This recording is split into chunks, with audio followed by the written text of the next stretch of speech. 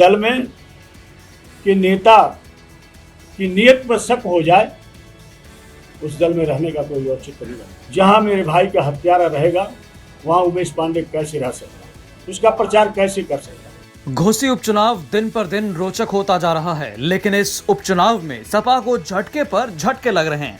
राजभर के तोड़ को तैयार करते करते अब मऊ के मधुबन से सपा के पूर्व नेता और विधायक ने ही अखिलेश का साथ छोड़ दिया।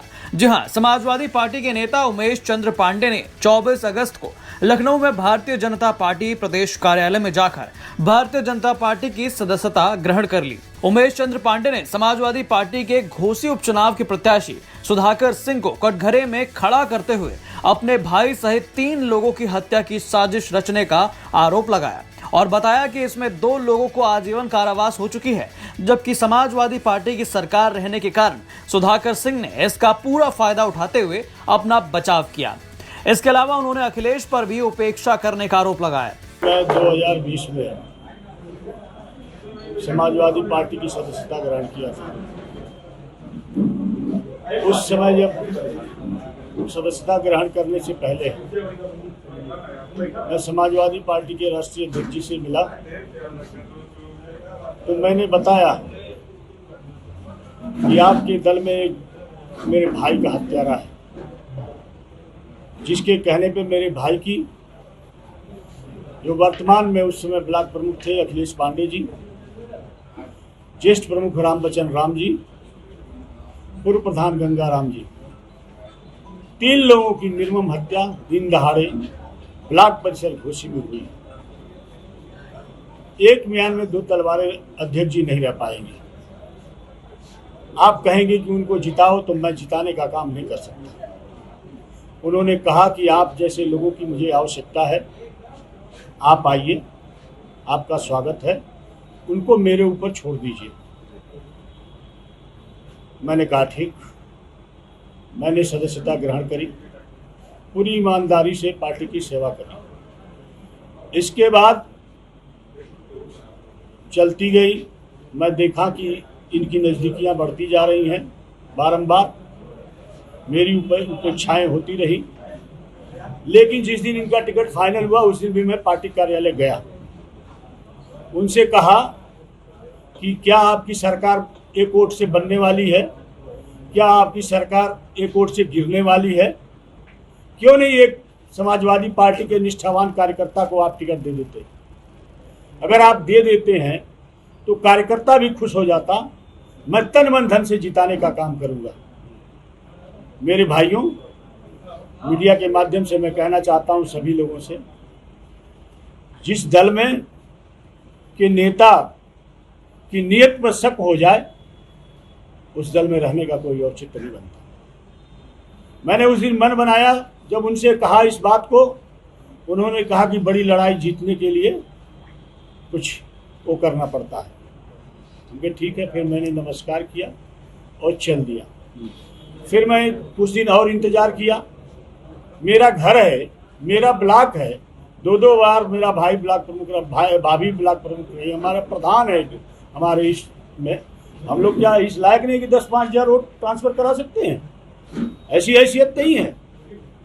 हैसियत पता चल जाएगी 8 तारीख को, जब 5 को वोट पड़ेगा तो पता चल जाएगा। मेरे भाइयों, कहने का मतलब यह है कि जहां मेरे भाई का हत्यारा रहेगा वहां उमेश पांडे कैसे रह सकता, उसका प्रचार कैसे कर सकता।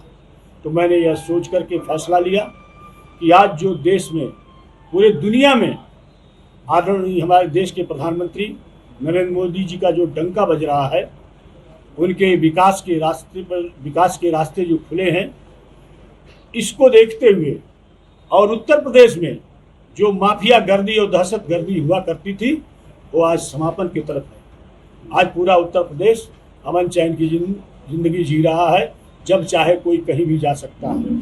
और विकास के रास्ते पर आदरणीय हमारे इस सूबे के मुख्यमंत्री आदरणीय योगी आदित्यनाथ जी महाराज आज इसको आगे बढ़ाने का काम कर रहे हैं। तो मैं इनके नीतियों को आत्मसात करते हुए मैंने सोचा कि भारतीय जनता पार्टी की सदस्यता ग्रहण करना अति आवश्यक हो गया।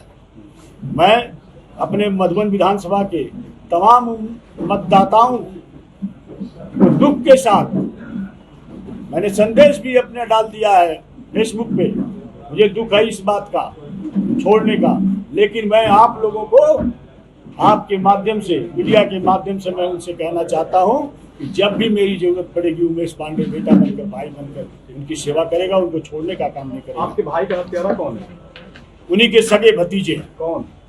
भास्कर सिंह और भूषण, भास्कर और भूषण ये किसके भतीजे हैं? उन्हीं के भतीजे हैं, किनके? सुधाकर सिंह के। जी, चुनाव के समय ये सब क्यों याद आता है? चुनाव के समय क्यों याद आता है? अरे भाई हमेशा याद आता है। सत्ता उनकी थी, सरकार उनकी थी, हम लोग त्राईमाम कर रहे थे। हमारे भाई की नहीं हत्या हुई है।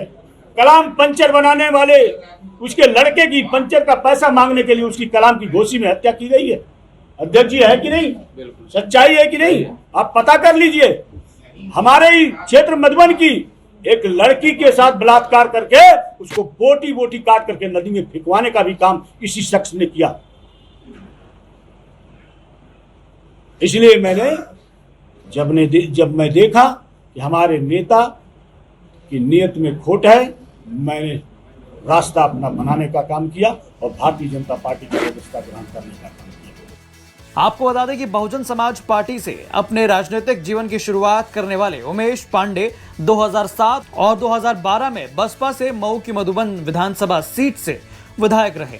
2020 में उन्होंने समाजवादी पार्टी ज्वाइन कर ली थी। आज घोसी विधानसभा उपचुनाव के समय पर उन्होंने समाजवादी पार्टी छोड़कर भारतीय जनता पार्टी की सदस्यता ग्रहण की। मऊ से दुर्गा किंगर सिंह की रिपोर्ट, यूपी तक।